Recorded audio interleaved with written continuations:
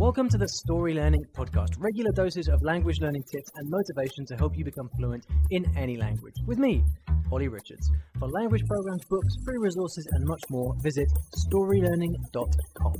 Good morning, everybody. Welcome back to the I Will Teach You a Language podcast. Thank you for joining me today. I really appreciate it.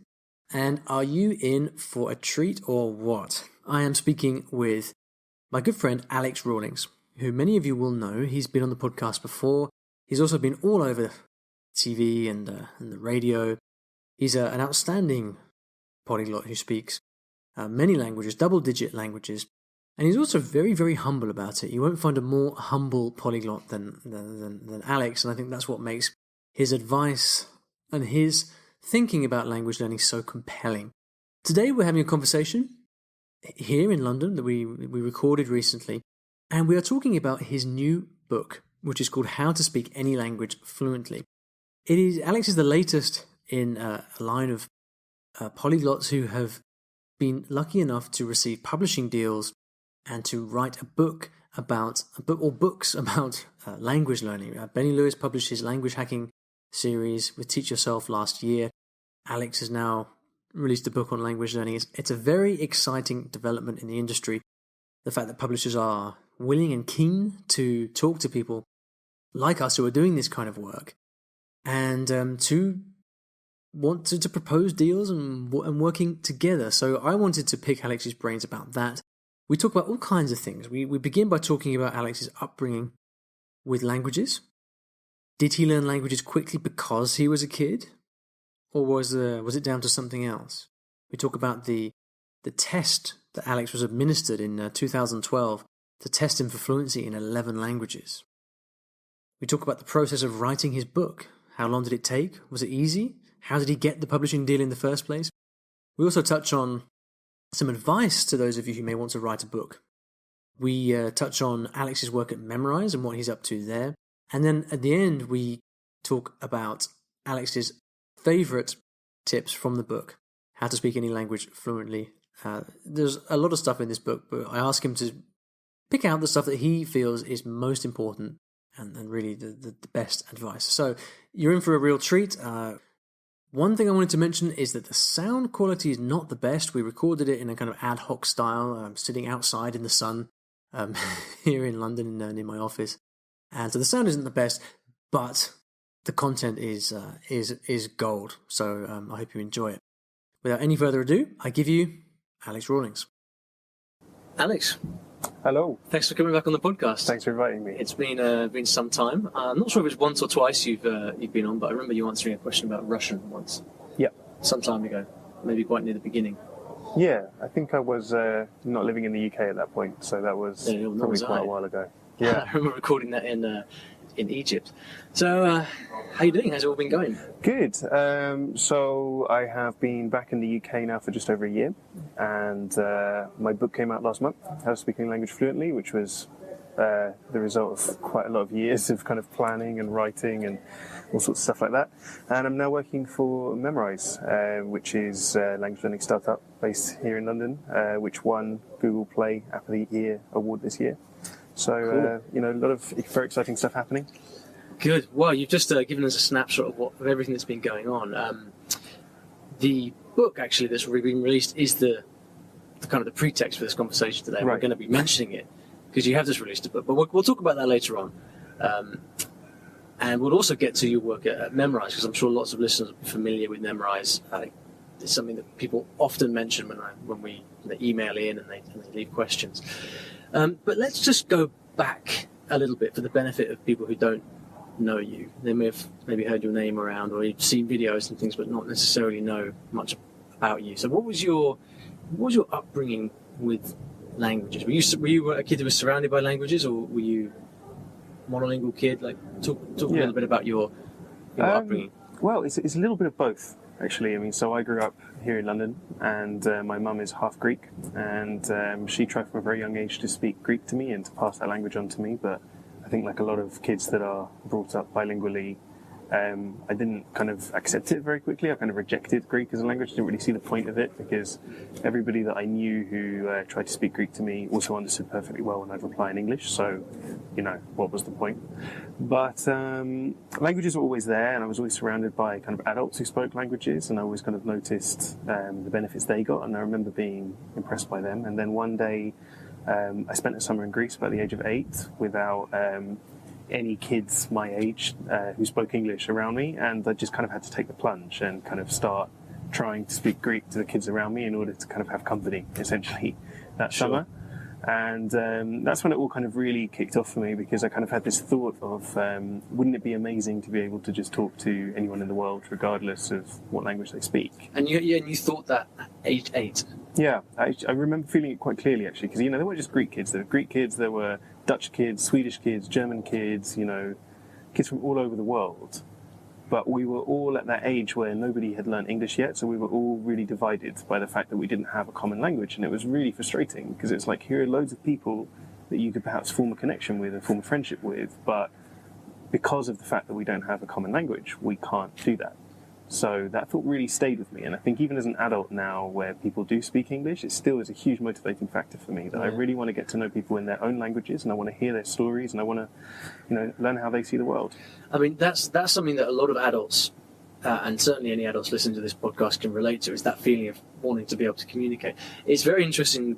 I mean, when you said it happened to you at age 8, my first reaction was, wow, that's really young. But now that you explain the situation, it makes perfect sense. And when you consider that the typical atmosphere of an English kid growing up in the UK, or I guess an American kid growing up in the States, that kind of atmosphere where you're surrounded by kids who speak a bunch of different languages and not English. In other words, a situation where you're forced to, you've got that raw exposure to other languages. It just doesn't happen, does it? I mean, maybe it might do it in somewhere like London, but certainly. Yeah, I think I was very lucky. I mean, it happened abroad. It happened on holiday, and I think it happened at a time, like I say, this kind of golden window when you couldn't just go up to someone and expect that they could speak English, because kids around Europe, maybe they know hello, how are you at age 8, but they don't really know enough English to start having a real conversation with you until they're kind of mid-teens, by which point it's almost too late for kind of wanting to form those nice kind of summer friendships. Maybe things move on a little bit, but it was kind of a very special moment, and that kind of really drove me to learn languages. And as a result, I went back to the UK that year and started learning German, and then took it up at school, Spanish, Italian, all sorts of little languages. I was trying to teach myself. They're languages that maybe my friends' parents spoke. And you were doing this aged 8, 9, 10, that kind of age? Yeah, I mean, not seriously, kind of like it was always fun at age 8. I think there was a gear change when I was about 14, which was when I went to Amsterdam with my parents for the first time, and I just remember hearing Dutch being spoken on the plane as they were doing the security announcement as we were about to take off, and I just thought, wow, what is this language? How do people, in kind of a very, very just like curious way, definitely. Yeah. I mean, it sounded kind of like really intriguing, that people kind of think in this language, they wake up in this language, they fall in love with this language, and I want to know what's going on. So when I came back from that trip, I bought myself a Teach Yourself Dutch book and CDs and stuff, and just kind of sat for a couple of months and had loads of fun learning loads of Dutch, and then was hooked. That phrase is a phrase that I've heard Ed from Memrise use, endless curiosity. Yeah. I think Chris, in a couple of episodes ago, Chris Brohan was talking about that phrase that he picked up from Ed, so I think it's quite fitting that you mentioned that in the context of now working in Memrise. Because if we fast forward from that, then you had a great moment whilst you were at university, which I don't know how old you were at that point, but you were, I believe, and correct me if I'm wrong, you were tested for fluency in something like 10 million languages? Not quite 10 million. I think so. By that point, I'd studied about 11 languages, and I was just browsing the internet, trying to plan my year abroad, trying to work out what I was going to do, see if I could get an internship in Germany or something. And I saw this little advert pop up saying, do you think you might be Britain's most multilingual student? If so, you could win an iPad. And I thought, well, who says no to an iPad? So I applied and didn't hear anything for 3 months. And then 3 months later, they were like, yeah, we want to kind of do the final round with you. And we've got all these judges in 11 languages who are going to talk to you over the course of about 2 hours in all these languages. which I did, which was really, really exhausting because, I mean, I know you've studied a lot of languages yourself, Ollie, but have you ever had to use all of them in like a 2-hour period? It's like... Knowing that you're being tested. Knowing that you're being tested and knowing that, there's an iPad at stake, it's quite quite exhausting, but it was fun. And at the end of it, they were like, yeah, well, you've won. So you were awarded Britain's most multilingual student. Yeah, that was in 2012. 2012. I guess the obvious question is, well, it's quite easy to see how you might have just kind of messed around in a few different languages over the preceding 10 years or so. But what do you think you did as a kid that got you to the point where you'd actually be considered, I guess we might not use the word fluent, but conversant in those languages? Yeah, well, fluent, conversant, whatever. But you could have conversations in those languages. Sure, well enough to kind of in all of those. So what did the 14-year-old Alex Rawlings do that most people don't? So I think the 14-year-old Alex Rawlings was a real dreamer, and I think I still am in many ways. And I often used to dream about moving abroad, about living in different places, about having kind of different lives, and that helped really to make everything that I was doing feel very real and feel very necessary, because it wasn't just a case of learning Dutch phrases for the sake of it. I was kind of thinking, well, if I was going to move to Amsterdam and I needed to find a house, I needed to kind of find a job, what are the kind of things that I'd want to be able to say about myself, and what are the things that I'd want to be able to do? So I kind of unwittingly created these scenarios in which I really needed the language. And as a result, that really drove me to kind of get good and kind of almost prepare for these scenarios. Like at home in your room? Or? Well, not just at home in my room. I mean, like all the time, I'd kind of take my books with me, read them on the tube on the way to school and stuff like that. But it's very much self-study. Yeah, it was very much self-study. I didn't know anyone who spoke Dutch when I first started learning, and I still don't know that many people that learn Dutch, in fairness. It's one of those languages, but it was really motivated by a dream at that stage to just kind of live in different places and kind of experience different aspects of the world. And then later on, the languages that I've stuck with and the languages that I got well enough to pass that kind of test in 2012 and 11 languages are all languages where I have a connection there. So I know someone from that country, I've got a friendship with someone, I've been there many times, and I'm really interested in the place, and that's really spurred me on to just keep going rather than, letting it all slide. Absolutely. So I guess what that tells me is you're very much qualified to talk about how languages are learned. I mean, that much is clear, and it's also not the case. What's clear from listening to you talk is it's not the case that you're a kid, therefore you learn quickly, is it?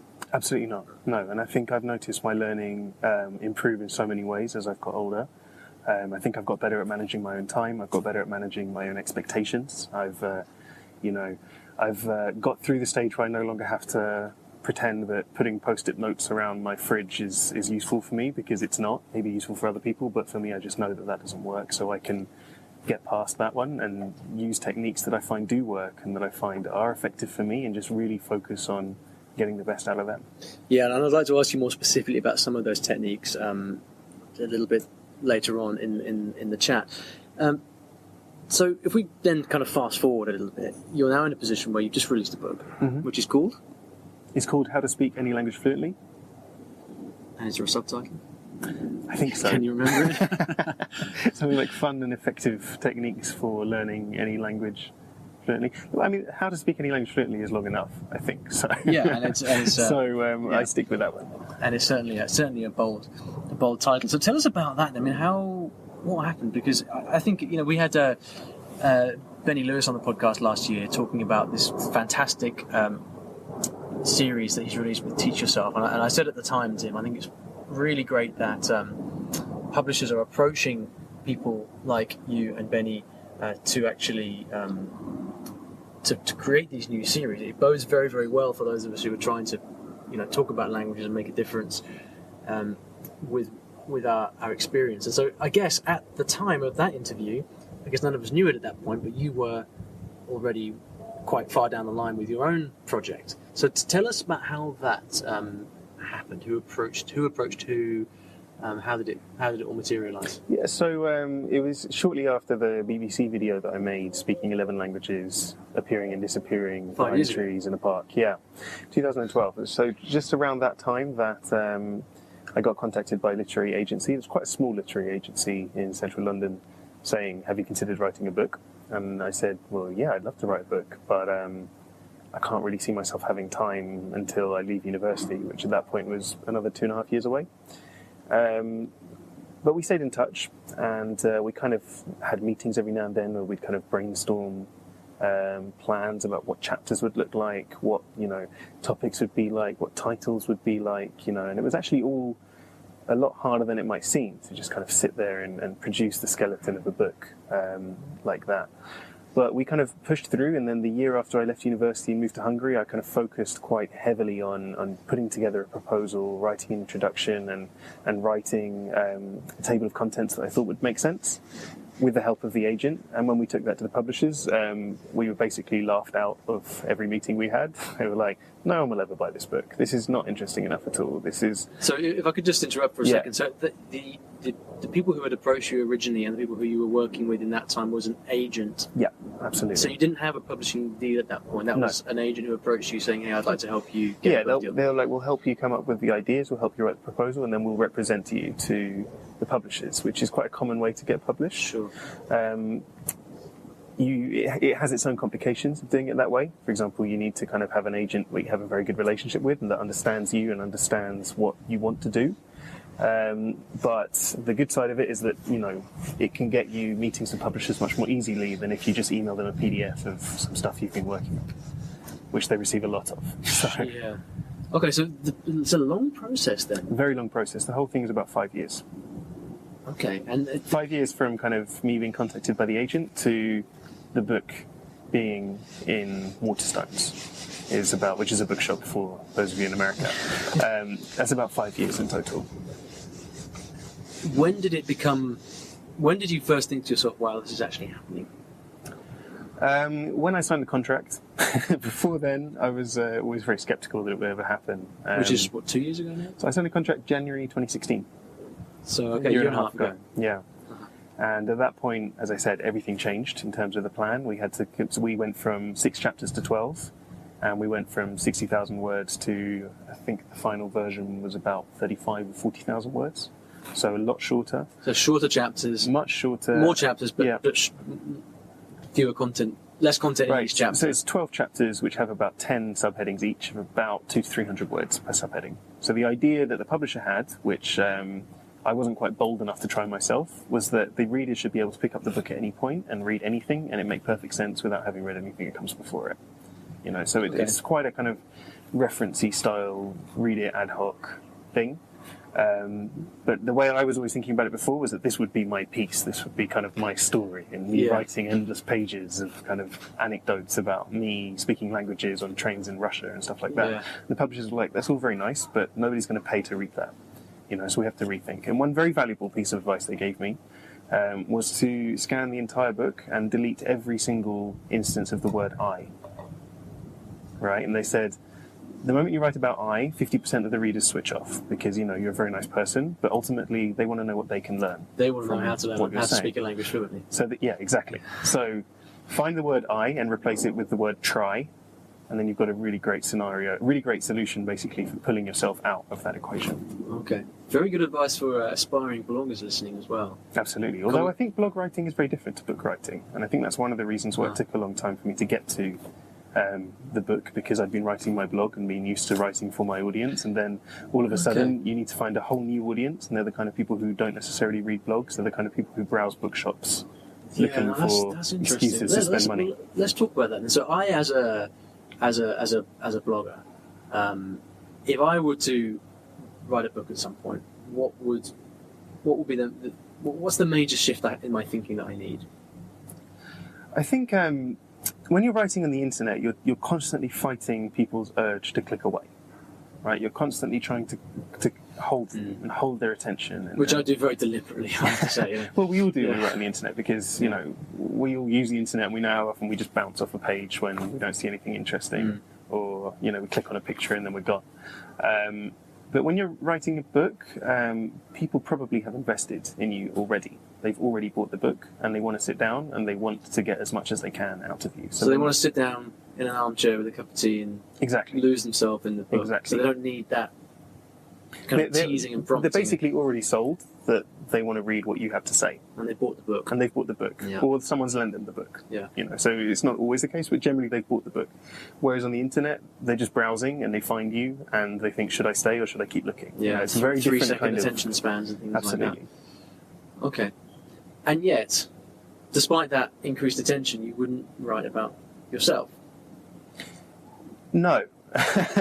Well, I think. Do you think in that scenario, people they'd be more charitable with their attention?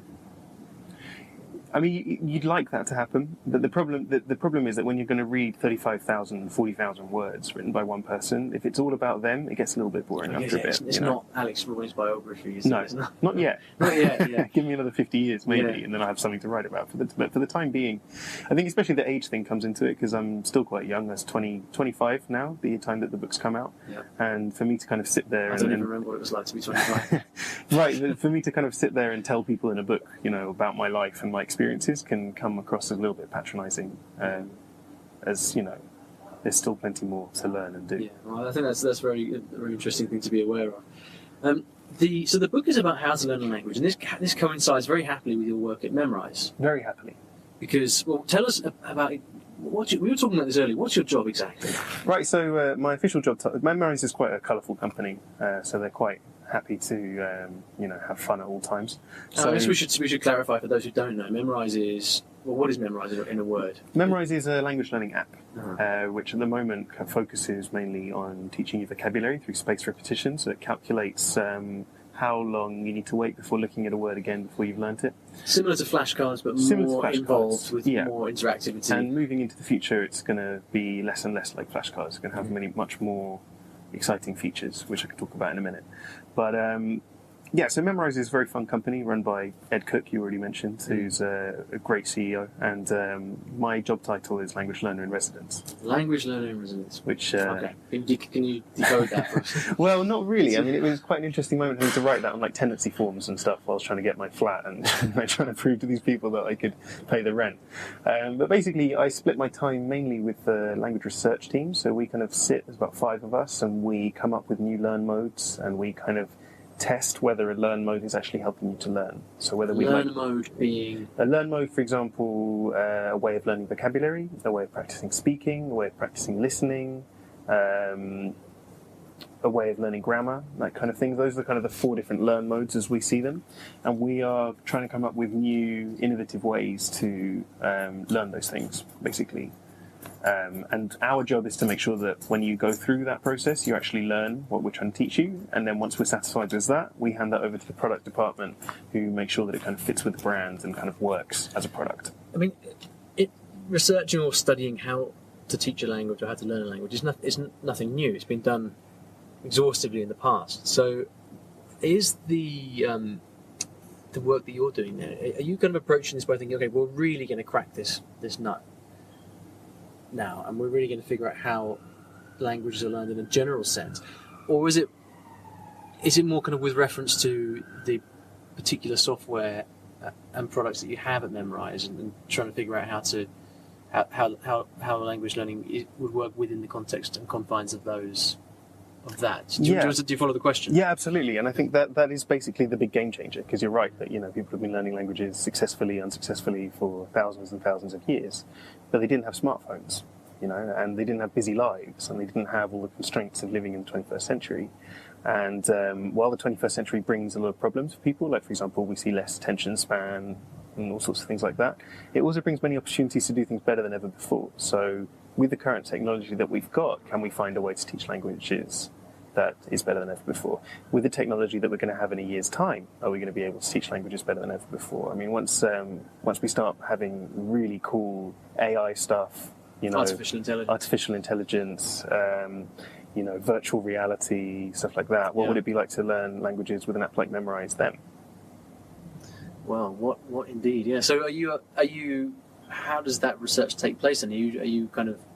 Is it kind of based on just conversations, hypotheses? Are you testing it out with groups? Yeah, we do weekly user testing, where people come in and use the product, and we are putting together kind of control groups and things where we can see whether they learn the things that we're trying to teach them. We're also very interested in what else they learn while they use Memrise, whether there's kind of any subconscious learning going on, which could be hugely useful for us in the future. And we test it on ourselves. We test it with people in the company, because of course not everyone at Memrise is a language person. We have a lot of programmers, techies, marketing people, design, everything. So we're just constantly kind of bouncing ideas off people, seeing what works and then seeing what doesn't work and tweaking it and moving forward. Are these control groups something that people, if anyone's listening in London, can get involved with? Or is that more of a closed thing? I think we do advertise. The only thing that I say, though, is that I suspect that your listeners may provide some quite interesting results for us, because we're kind of really looking for people who are real novices, people who aren't listening to your podcast, basically, who wouldn't have the insights that they'd learn from you. Fair enough. Yeah, so, okay. But there will be beta testing and stuff further down the line with further kind of features. So just if you follow Memrise on social media, you'll be able to see when that stuff starts coming out. Yeah, absolutely, and we can link to all of this in the show notes as well. So what, if any, is the connection between the book and your work at Memrise? Well, both things required me to answer the same question, essentially, which was, how do you learn a language? What is the best way to learn a language? And ultimately, I think this is a very personal question, and as I've talked about my own personal story, I've got my own way of getting there, and you do yourself, and everyone I'm sure that you speak to has got their own story about how they got there, and that's how it worked. But the challenge for a book, or the challenge for an app, or any course really, is to try and find commonalities, to try and find the things that, even though it's a very personal journey, everyone has to go through in order to learn a language. The universals. Like, absolutely. Yeah, they do exist, don't they? I mean, I think so, yeah. Well, so what are some? Let's get into some specific. What are some of the things that really you cannot learn a language without, or to put it another way, what are the kind of big buckets that you have to consider when setting out to learn a language? My experience has been that the most successful people at learning a language have been people that really needed to learn the language. I mean, to put it slightly more crudely, it's people that really have cared about learning the language. Their life is almost dependent on learning the language. Those people learn language incredibly well. And that can be both out of choice or necessity? Absolutely, yeah. I mean, I think probably choice is a slightly stronger reason. I think you can grow to resent the language if you're kind of forced to learn it. But people who are learning languages because of love, people who are learning languages because of work, because of immigration, because of anything really that makes them get out of bed in the morning, those reasons are very, very powerful. Now, not all of us have those reasons behind us to kind of propel us to learn a language. So often a lot of the time we have to recreate those reasons, and we have to recreate that need that perhaps might not be there organically. And we can do that in a lot of ways. For example, daily goal setting, that creates some kind of need. Monitoring your progress and just saying to yourself that by 3 months you want to be able to hold a conversation in the language, that's a pretty good goal that creates a need. And for me, the very, very powerful way of doing this has been to travel. So to say, right, I'm going to save up my money, and in 3 months' time I'm going to go to Portugal, and this is what I want to be able to do. And that really focuses me, and it really drives me to kind of get out of bed every morning and get stuff done. Yeah, I mean, all three of those things that you mentioned I can clearly recognise those things in my own learning. Although I am mindful of the fact that although these things are clearly have the potential to be positive drivers for people to learn a language, there are plenty of people who have done those things or do those things, and yet, in spite of those things, still don't succeed. Yeah. People who try it and fail with goal setting. People who travel and then just find themselves in an expat bubble speaking English. Yeah. What was the first one you mentioned? Love. Having that strong reason, the passion for the language. People feel passionate for it, and yet, after years of studying, they still don't succeed. I mean, I have many listeners who live abroad and who actually moved or retired abroad. I guess thinking, okay, well, moving abroad will enable me to, I love this country, I'm moving there, the language will follow, and it doesn't. So where do we move to next after these, assuming that these big kind of buckets or motivators don't work, or we're not succeeding in spite of those things? Where does your mind turn to next in terms of solving that problem? Does it then become an individual thing, or are there other things, other considerations? Well, I think there is still kind of a lot of fundamental human needs that you can still really take advantage of to motivate yourself to learn a language. For example, we all have the need to feel entertained. We all have the need to be happy. And so if you can find a way of combining the things that you do to be entertained and feel happy with learning a language, then that's a great way to start. And that's hopefully what something like Memrise is going to continue doing in the future, that we're going to have really fun ways to learn the language, so it doesn't almost feel like you're learning. You feel like you're satisfying that need to be entertained and feel happy. But on a more individual level, I mean, I love films. I love watching films. I love watching TV, and if I can do that with films in foreign languages, with subtitles, and with all sorts of things like that, then I often forget how much I'm actually absorbing of the language that I'm watching. If I can find a way of combining those passions and making them about languages, then I can often find that motivation which is lacking to kind of sit with a grammar book and study more kind of seriously. Yeah, and I guess one of the things that does come with experience and languages acquired is that you just get to know what works for you, right? And once you find that thing, it becomes easy to kind of double down on those strategies. Okay, so let's talk about some of the specific things that you recommend in the book then, because you have got a whole series of really great tips and pieces of advice in the book, and as you say, it's kind of intended as a kind of a menu to choose from. Yeah. Right. So you can dive in. Feel free to discard things that you don't think are useful from the book. My idea was not to prescribe anything, but really to describe everything that goes on in language learning and say this is what works for all sorts of people. This was what works for me sometimes. These are some things that don't work for me, and just feel free to explore with these things and just have fun.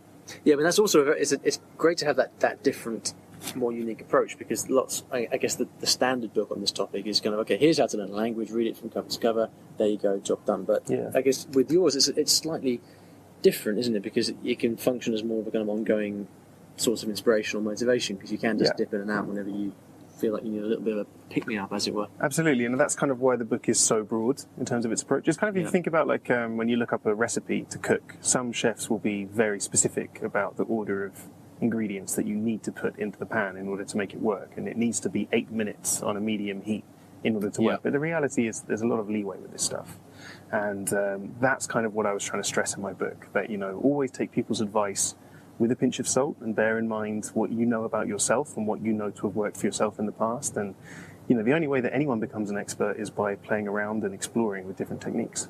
Yeah, so let's talk about a few of those techniques then. What have you got for us on the menu? Sure. So when I was growing up, and then also subsequently when I was kind of now working in the centre of London, having to travel in to work every day, having to go to school every day, previously I found a lot of time was being wasted on public transport, which sometimes was good because it gave me a chance to kind of wake up and think about the day.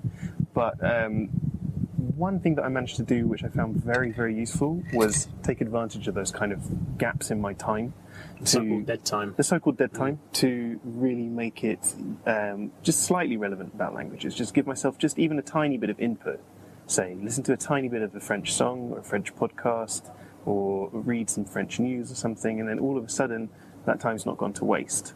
And as I explained in the book, there's all sorts of variations on this. You can just listen along and have that input, or you can listen along more actively, which I strongly recommend, and kind of write down new words, write down words that spring out to you as being ones that you might not have used yourself, expressions, all sorts of things like that. But if you just find ways to use that time in which you're not doing anything else, it makes an enormous difference, as opposed to just sitting down every now and then and ploughing through a study session. There is a difference as well between kind of having some, for example, listening to a podcast whilst daydreaming out the window, and actually sitting down and actively listening in a more focused way. I certainly find, because I use my travel time in exactly the same way, and I certainly find that sometimes if you're daydreaming or you're distracted, you may as well not have done anything, because it just it's difficult to pinpoint any particular benefit.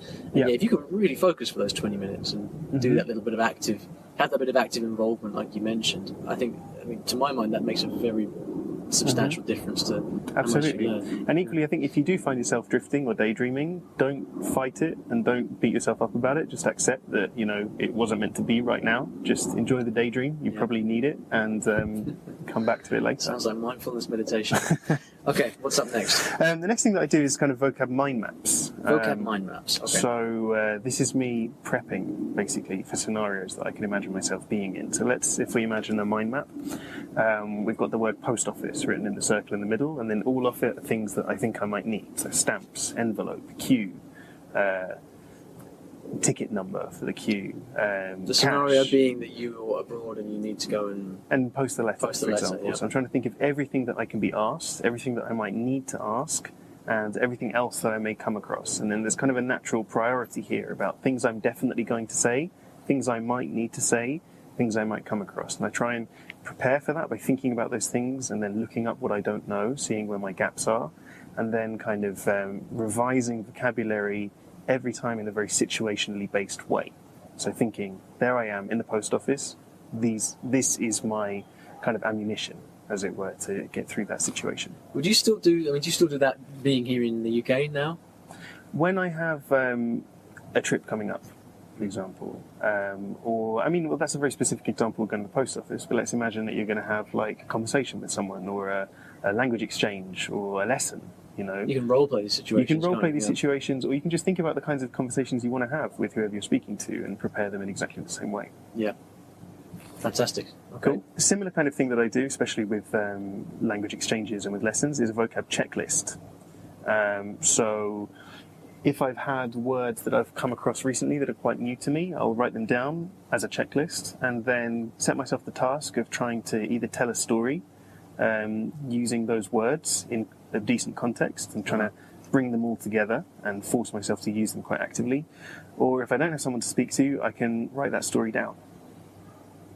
So doing something specifically with a set of words that you're trying to reinforce or learn. Absolutely. Because I think the real key of vocabulary is to always, never be too far from context. And sometimes when you're learning a language, that context is not always given to you, or it's not always the right, relevant context for you. Yeah. So create that context.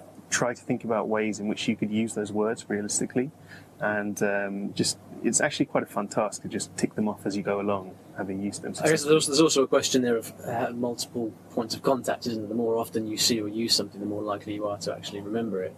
Absolutely, yeah. Because it's very, very easy to kind of be studying and to have a new word and then think, okay, I've learned that word now, but actually it's not till you encounter it many more times that it actually becomes embedded. Now, I've also been noticing recently that words that I've learned in that way, you also, if you're doing a lot of listening or watching TV or whatever, you will then notice those words cropping up in stuff that you listen to, whereas you wouldn't have noticed them before, which makes this very nice kind of circle. It's amazing how you glaze over something if you don't really know You're it. paying attention to it. But the moment you know it, it really jumps out at you. Okay, That's cool. What else do we have? Okay, so a big problem that we have when learning foreign language is that we are always going to be working from a much smaller vocabulary than in our native language, which can lead to us feeling a little bit kind of insecure, a little bit inadequate about the fact that we can't express ourselves as functioning adults sometimes in the way that we would in our native language.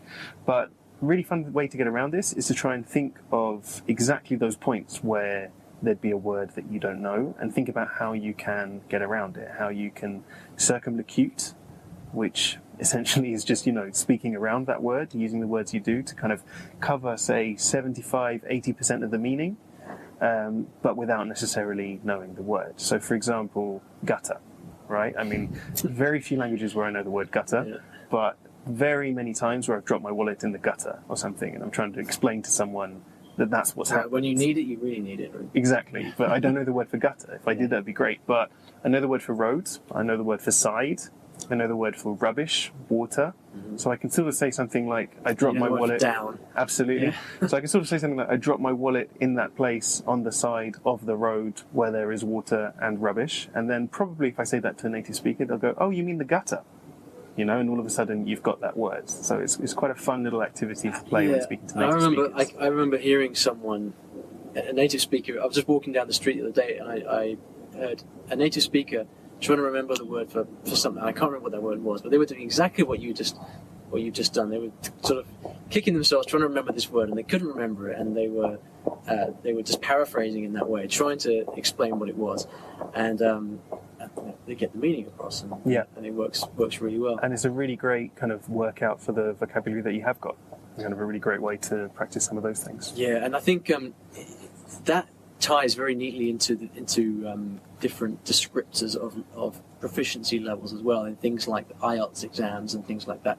Possibly in the CEFR, I couldn't say off the top of my head. It's very common when you're referencing someone's ability. What is often described as the ability to paraphrase effectively is a key indicator of your level, because it means you just don't get stuck.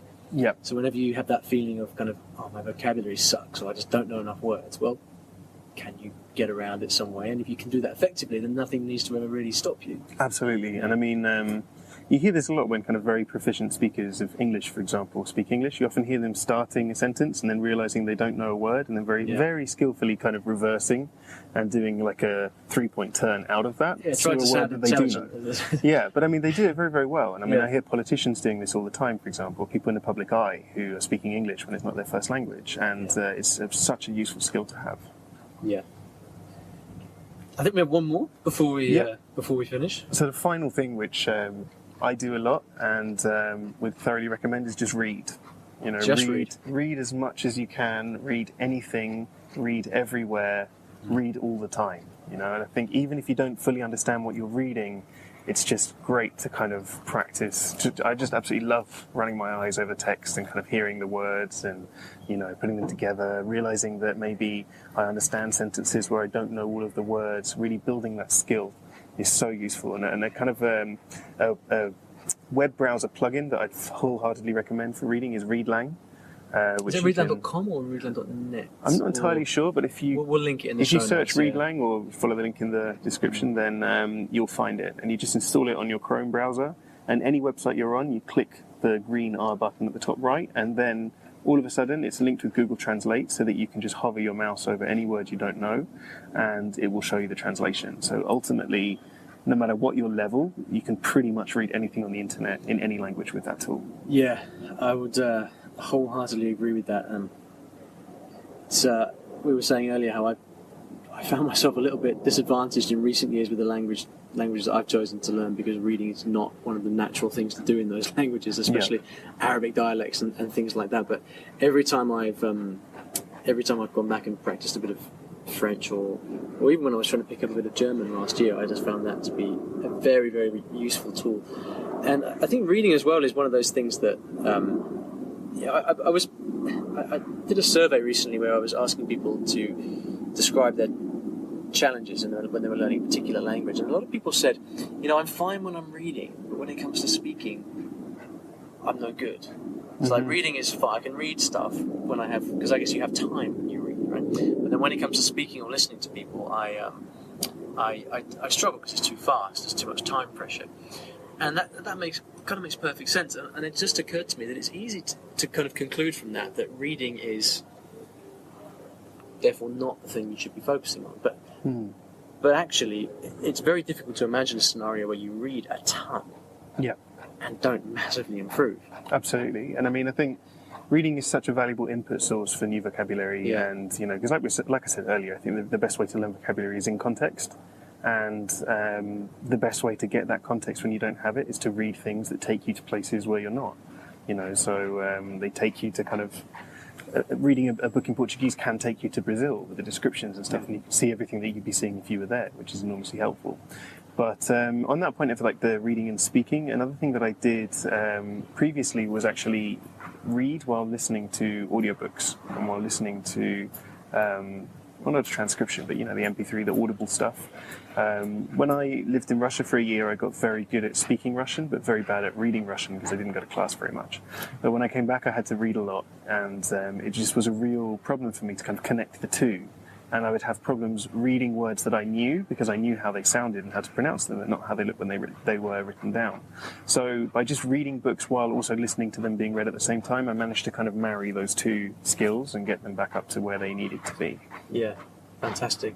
I really like these 5 tips you've given us here, and I think what's really interesting is that I can see from your approach here that the whole ethos of the book is not, although it's called How to Speak Any Language Fluently, what you're really doing is just providing inspiration and ideas for people to draw on and to do with whatever they will, I guess. Absolutely. I think learning a language is a really exciting and endlessly rewarding journey. And I hope that by writing a book like this, more people will embark on journeys like that of their own. Wonderful. I confess I haven't read the book yet. My copy is on its way, but I will be as soon as it's still fairly new, isn't it? When did it actually come out? Just a couple of weeks ago. And it's not actually out in the US yet. It's going to be released in the US next year, but you can order it from Book Depository quite easily. So for those people in the US, then how would they get a copy? Can it be pre-ordered now? Do you know? I don't think it can be pre-ordered now. You can currently order it from Book Depository in the UK, who ship anywhere. Okay. They ship anywhere in the world for free. You'll have to put up with the British spelling though, which will be changed to American spelling when it comes out in the US. It's also going to be released in Russian and Chinese at some point in the next 2 years too. Okay, so we'll put a link to this to Book Depository for those of you abroad where you can get a copy of the book. It's called How to Speak Any Language Fluently: Fun, Stimulating and Effective Methods to Help Anyone Learn Languages Faster. What more could you wish for? Fantastic. Alex, it's been great fun to chat. Thank you very much for your time. I really appreciate it. I highly recommend everyone picks up a copy of the book, not least because it's I'm sure it's going to be great, although Again, I haven't read it myself, but knowing you and knowing all your work, I'm sure it wouldn't be anything less. But also, I think it's so cool that those of us who are doing online work with languages have these opportunities, and so I really encourage people to pick up a copy just to support you and the work you're doing. I think it's a fantastic thing. Where else would you like people to go to if they would like to contact you or follow you or learn more about you? Yeah, I am a big tweeter. I'm a big tweeter, so you'll find me at Rawlings_Alex. I also am the editor of the Memrise blog, so I occasionally write there or kind of curate pieces for that. Memrise being spelled Memorise. Yes, maybe we can put a link to that as well. And I've also set up a new website, which is alexrawlings.co.uk. alexrawlings.co.uk, no longer the old... Rawlings is still there. Rawlings is still there, but... I think it was kind of time for a fresh start with the book and everything. So alexrawlings.co.uk felt like the next 5 years. Yeah. You didn't go all kind of new age and go alexrawlings.co or alexrawlings. I think you had to pay a premium for those URLs, so no. All right, Alex, it's been a real pleasure. All the best, and we'll have you back on very soon. Thanks very much, Olly. Okay, I hope you enjoyed that conversation as much as I did. Alex is fantastic to talk to and a real source of ideas and inspiration when it comes to language learning. His talk in Montreal a couple of weeks back was also fantastic. Have a look out for that on YouTube when it comes out. Now, Alex mentioned a bunch of stuff in this episode. His book, obviously, his website, and a few other tools and bits and pieces. Links to everything are on the show notes, which you can find at iwillteachyoualanguage.com/episode 216. That's iwillteachyoualanguage.com/episode 216. So head over there, pick up a copy of Alex's book, and also leave us a comment and let us know what you thought about the conversation, any reactions. Maybe it triggered a flashbulb in your mind or something like that. Leave us a comment on the show notes, and me and Alex will be looking at those over the next few weeks. Lastly, don't forget to subscribe to the podcast. Hit that big subscribe button on your phone or wherever it is that you like to download podcasts. That will make sure that you don't miss any future episodes because we have some fantastic ones coming up. And with that, thanks for listening, and I'll see you back in the next episode of the podcast. Take care. Thanks for listening to today's episode. And here at Story Learning, everything that I do is powered by stories, whether that's writing books, teaching lessons, crafting courses. My mission is to help everyone succeed at learning a new language through the power of story. And we now have comprehensive language courses in over 15 languages, from Spanish to French, Korean to Japanese, and across all levels from beginner to mastery. And you can take a 7-day free trial of any of these programs by visiting storylearning.com/courses. I've poured my heart and soul into creating these courses over the last 10 or so years, and we've helped tens of thousands of new students achieve their dreams of learning a new language, all through the power of story. So go ahead and take a free trial. There's no commitment. You can try out our method for free, see if this can also be the breakthrough for you that it's been for so many other people. storylearning.com/courses.